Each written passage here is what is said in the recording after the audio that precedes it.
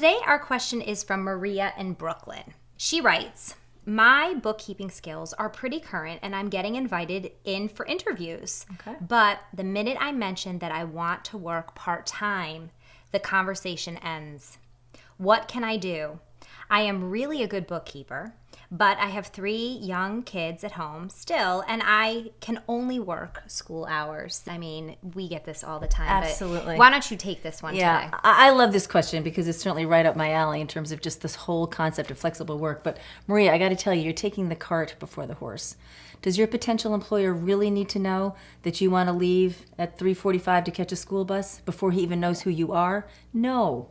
So you need to think of this flexibility that you're wanting, and what you're asking for is not a lot, as compensation, not an accommodation. So you might feel at the beginning of a conversation... Wait. Yeah. Repeat that. Okay.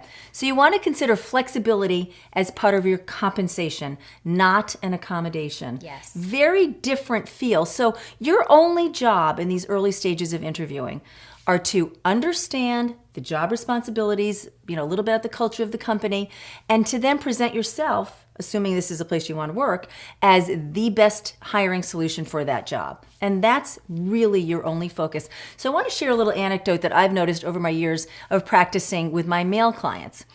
And I would say routinely, the men that I work with will interview for a job where the salary being offered is here, even though their current earnings are here and their expectations are here. They'll still interview.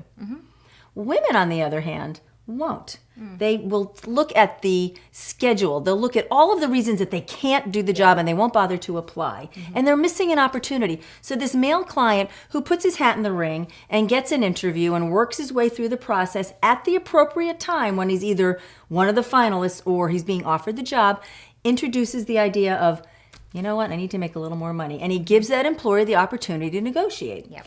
As a woman, if you're only looking for jobs that are declaring themselves part-time, which you're never going to find, or you declare at the beginning of the process that you only want to work part-time hours, no one's going to talk to you.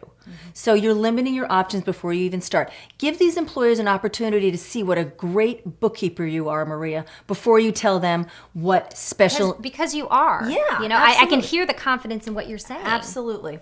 So this is a compensation discussion. When you get to the point that they're ready to offer you a job, then you can say, terrific, I'd like to talk about schedule. I'll be needing to leave at 3:45 every day to catch the school bus for my kids at 4 o'clock. And I'll plan on doing whatever tying up any loose ends at my laptop from my home. No biggie. And this should not be a big discussion, Maria. Just don't have it too early. Great. One of the major pieces that we have included in our Prepare to Launch You online course is this art of negotiation.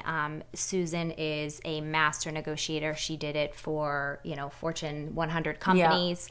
But, I had to learn it too. And I mean, I think there's a gender issue here where it's not always really comfortable for women to negotiate or to ask, especially for money. Yep. So this is a learned skill. And if you sign up for our course, you'll get it. Yeah, you'll get it. And we hope to see you there, Maria. Thank you so much for writing.